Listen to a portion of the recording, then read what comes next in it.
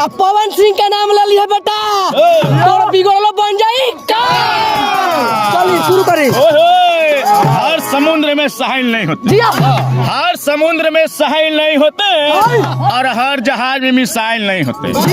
अगर आपके mummy papa का सपना न होता तो शायद आपके हाथ में मोबाइल नहीं होते। अरे लट्टू क्वेश्चन के होके, अरे लट्टू क्वेश्चन के होके पीजल रहे के चाहिए ओकर गुंजा। अब बाबा एक खाना बड़े चबेनी खियावा अपन भुंजा। जिंदगी में किससे प्यार मत करना, जिंदगी में किससे प्यार मत करना और हो जाए तो इनकार मत करना। निभा सके तो निभा देना और न किसी का नाजुक सा जिंदगी बर्बाद मत करना। चलिए धन्यवाद।